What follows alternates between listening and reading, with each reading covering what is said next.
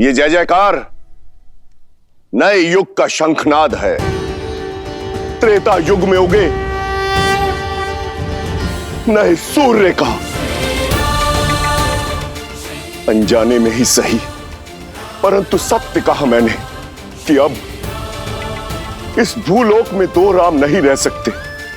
अब उस राम की आवश्यकता है जो हर रूप में संपूर्ण है। उस परशुराम की नहीं जो आवेश और क्रोध के कारण अपूर्ण है। भगवान परशुराम, वसंत के आने से ग्रीष्म का महत्व तो कम नहीं हो जाता, वैसे ही राम के आने से परशुराम का महत्व तो घट नहीं जाता। इस संसार को आज भी आपकी आवश्यकता है। चिरंजीवी बनके एक महागुरु के रूप में आपको युगों युगों तक रहना है। महान योद्धाओं को युद्ध की कला और योग का ज्ञान देना है। जो कुछ आपने महादेव से ग्रहण किया है उसे जनमानस को देना है, मानवता को देना है।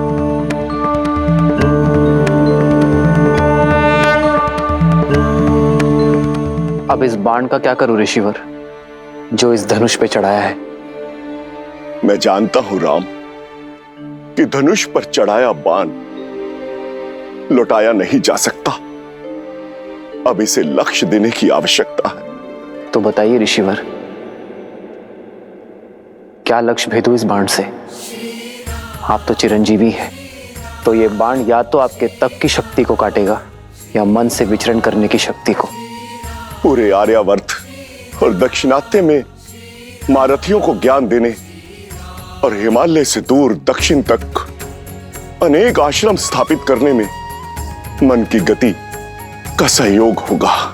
इसलिए इस पर कृपा कीजिए और उस तपोबल पर प्रहार कीजिए जिसके कारण मुझ में अहंकार आ गया था।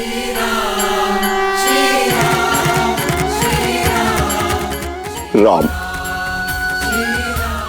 इस बाण को पूर्व दिशा में छोड़िए ताकि मैं महेंद्र पर्वत पर जाकर पुनः तपस्या कर सकूं।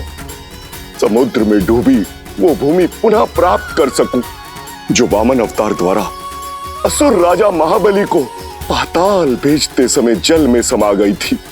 जाते जाते धर्म स्थापना और अधर्म के विनाश का दायित्व आपको सौंपकर मैं आपसे विदा लेता हूं राम, विदा लेता हूं। जो आज्ञा प्रभु।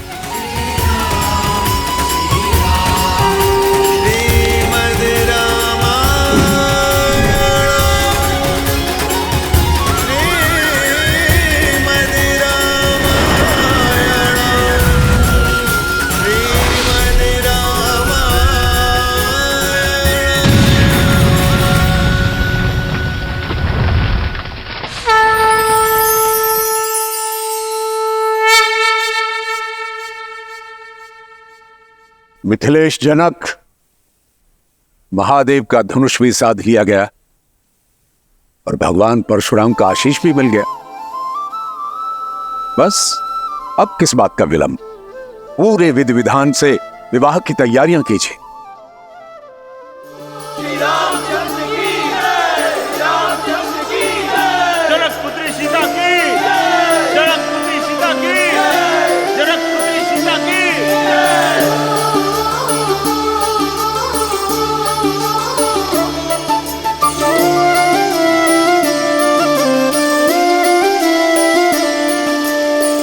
जन्म जन्म का है ये संगम, राम रतन सीता वैभव धन।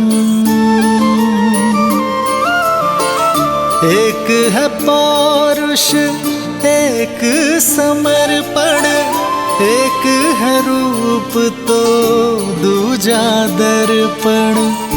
राम है लोचन सीता दृष्टि, राम है बादल सीता वृष्टि। राम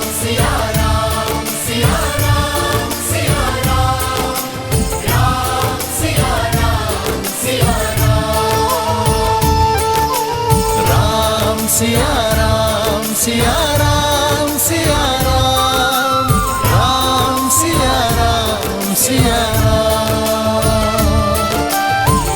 सीता को रखते हृदय रघुराई, पूर्ण राम को करने आई।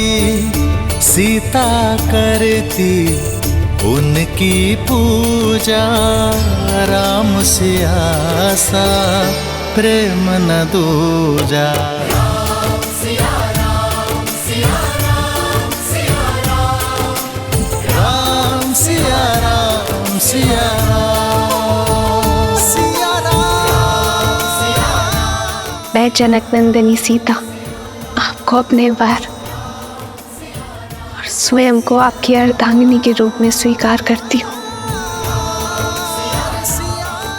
मैं जीवन के हर लाभ हानि, सुख दुख और धूप छांव में आपकी संगिनी बनकर रहूंगी। अब केवल मृत्यु ही मुझे आपसे अलग कर सकती है। जनक पुत्री सीता की, जनक पुत्री सीता की, जनक पुत्री सीता की, जनक पुत्री सीता की।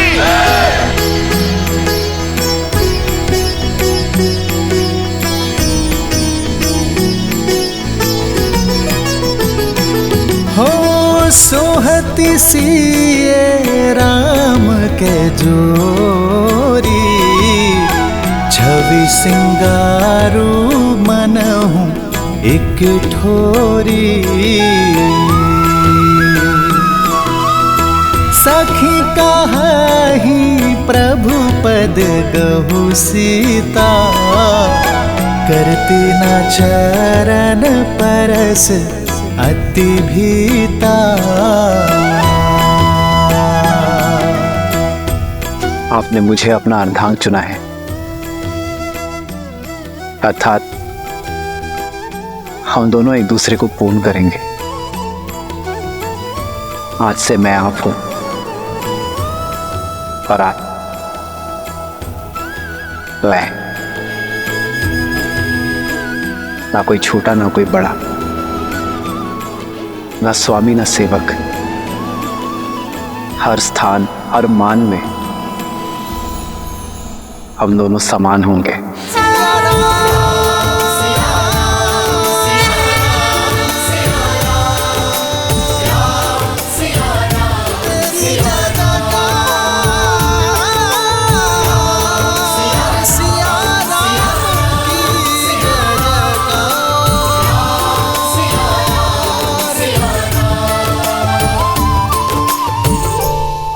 महाराज, मिथिला से आपके लिए संदेश है।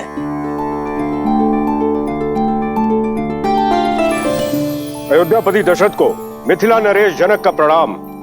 आपको पूर्व में मेरी पुत्री के स्वयंवर के विषय में सूचित किया गया था, पर आपने आने में असमर्थता दिखाई, क्योंकि आपके पुत्र ब्रह्म ऋषि विश्वामित्र के साथ थे। महादेव की कृपा और मां गौरी के आशीर्वाद से ब्रह्म ऋषि विश्वामित्र आपके पुत्र राम और लक्ष्मण को स्वतः स्वयंवर में ले आए, और जब संसार का कोई शूरवीर शिव धनुष की प्रत्यंचा न चढ़ा पाया, तो ब्रह्म ऋषि के आदेश से आपके सुपुत्र श्री राम ने चुनौती पूरी कर दिखाई।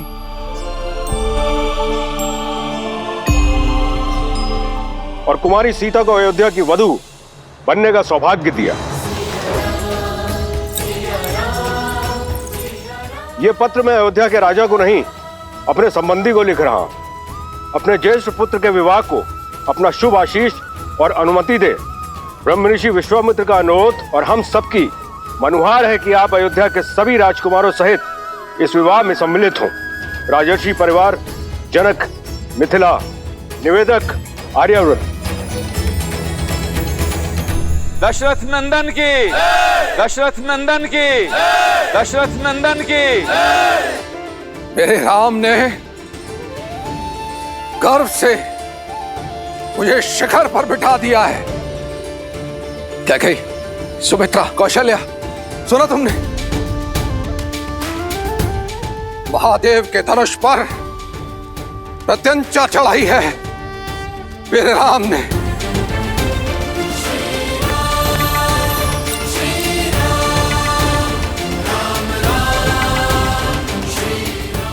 हमारे राम ने ये कार्य यदि कोई कर सकता था तो केवल हमारा राम। कदाचित मैं उसका ये शौर्य देख पाती, भरी सभा में उसे गले लगाकर उसे बधाई दे पाती। दीदी हमारा राम, सुमित्रा।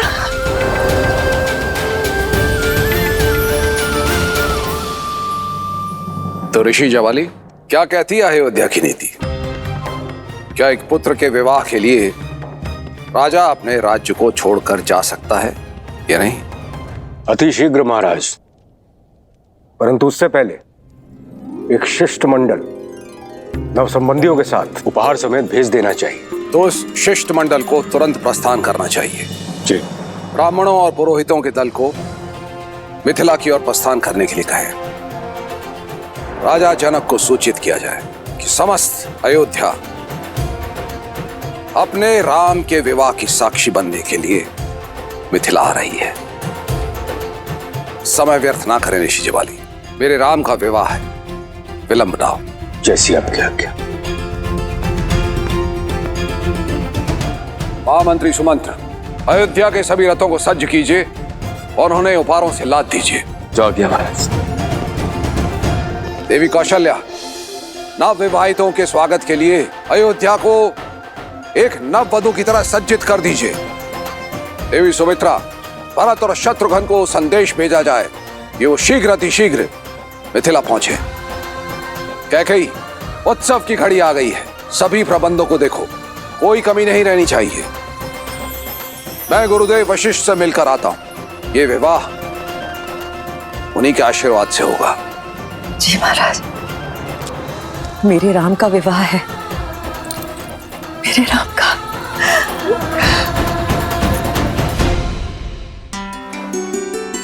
मेरे राम का विवाह होने जा रहा है। मेरे जीवन की सबसे शुभ सूचना है। मंत्रा, मेरी चूड़ामणि कहाँ है? इतने वर्षों से अपनी वधू के लिए संभाल के रखी थी। विवाह तो राम का है कैकेयी, किंतु तुम ऐसे प्रसन्न हो रही हो जैसे कि भरत की वधू घर आ रही है। ऐसे सज्ज हो रही हो जैसे कि राम तुम्हारे वंश को आगे बढ़ाएगा। मां कहकर नहीं पुकारा होता ना, तो अभी इसी क्षण तुम्हारी जीभ काट देती। वो जीभ जो सदैव शुभ अवसर पर विष उगलती है। एक बात कान खोल के सुन लो मंत्रा, विवाह मेरे पुत्र राम का है, मेरे राम का। समझी तुम? जीभ क्या, गर्दन काट दो ना मेरी। सत्य तो नहीं बदलेगा, और तुम जब ठोकर खाओगी ना तब समझोगी।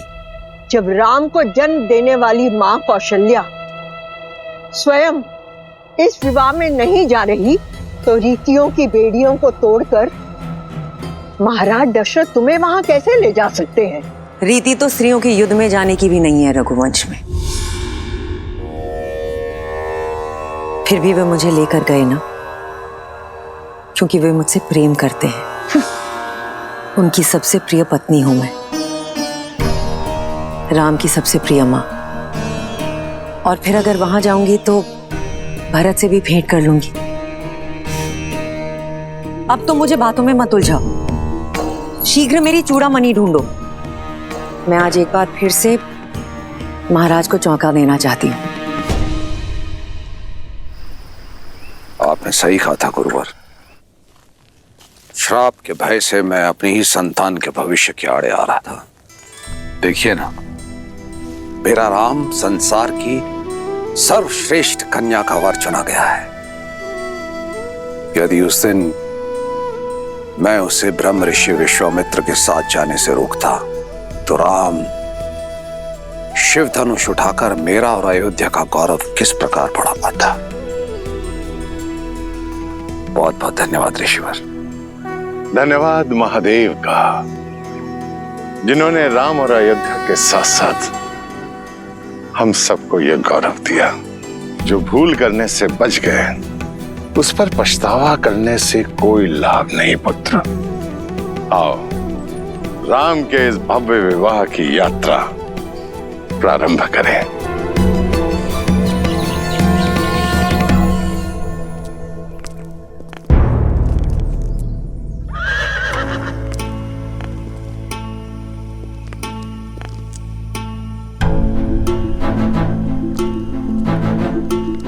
महाराज, इतना विलंब क्यों कर रहे हैं? शीघ्र चलिए, जनक वहां हमारी प्रतीक्षा में है। हम दोनों साथ मिलकर अपने राम के भव्य विवाह को देखेंगे। आज देखिए कैसे अश्वपति की पुत्री महाराज दशरथ के रथ को वायु के वेग से लेकर जाती है। शीघ्र आइए। कैकेयी, ये समय ठिठोली का नहीं है। मुझे विलंब हो रहा है, नीचे आओ। अच्छा, तो अब महाराज रीति नीति की दुहाई देकर मुझे रोकने का प्रयास करेंगे। कोई भी रीति या नीति मुझे अपने राम के विवाह में जाने से नहीं रोक सकती महाराज। कौशल्या और सुमित्रा भी राम की मां है, किंतु वो भी तो नहीं जा रही। और फिर परिस्थितियां भी अनुकूल नहीं है। राम के द्वारा धनुष को भंग करने के कारण बहुत से राजाओं के स्वप्न भंग हुए हैं और ईर्ष्या में वो मिथिला और अयोध्या के शत्रु बन बैठे हैं। इसी कारणवश यदि मार्ग में कोई अनहोनी हो गई तो तब तो मेरा जाना और आवश्यक है महाराज, आपकी रक्षा करने के लिए। कैकेयी, मैं अपनी नहीं अयोध्या की बात कर रहा हूं। ना ही तो कोई मेरा पुत्र है और ना ही कोई मंत्री। हो तो केवल तुम। सुमित्रा और कौशल्या परिवार को संभाल सकती हैं, किंतु सुरक्षा की दृष्टि से सबसे श्रेष्ठ तो तुम ही हो गई।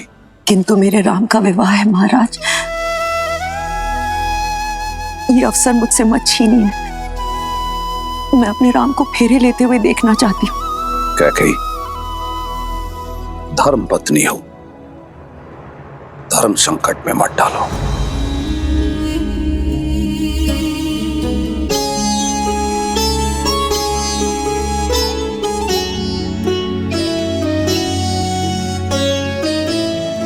किंतु मैं तुम्हें इस प्रकार भावुक भी नहीं देख सकता। यदि तुम्हारी इच्छा इतनी प्रबल है तो तुम मिथिला जाओ। मैं यहां रुककर अयोध्या की सुरक्षा देखता हूं।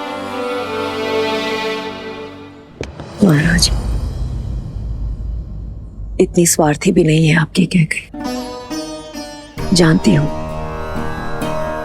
आपके राम में आपके प्राण बसते हैं। उसका विवाह देखना आपका सबसे बड़ा स्वप्न है। ये स्वप्न कैसे छीन लूं आपसे? वैसे भी मेरा मन आपसे थोड़ा अधिक कठोर है,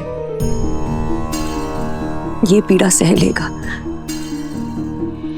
आप जाएं महाराज, अपने पुत्र के विवाह का आनंद उठाएं। अयोध्या की रक्षा करने के लिए आपकी कैकेयी है।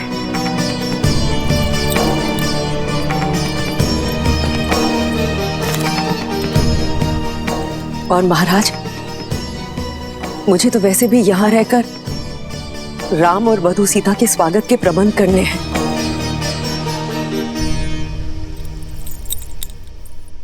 ऐसे सजाऊंगी अयोध्या को कि इंद्रलोक की दमक और वैकुंठ की शोभा भी फीकी पड़ जाएगी।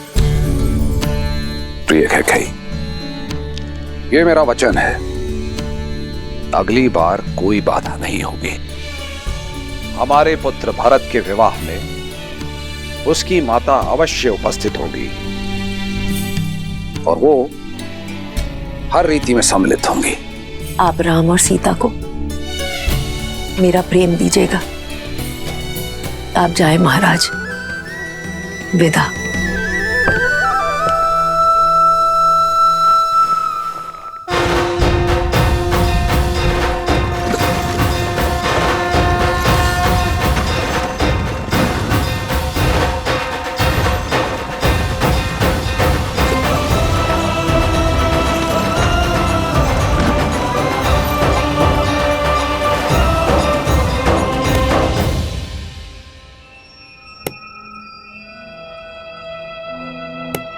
लग गई ठोकर।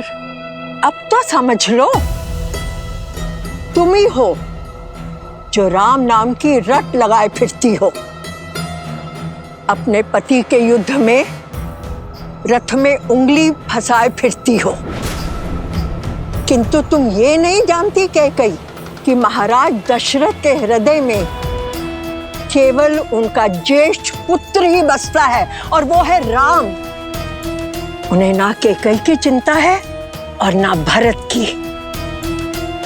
कैकई, मेरे शब्दों को गांठ बांध लो, वो समय दूर नहीं कैकई जब तुम्हें विश्वास हो जाएगा कि अयोध्या में तुम्हारे हित के बारे में केवल मैं सोचती हूं, ना राम और ना महाराज दशरथ।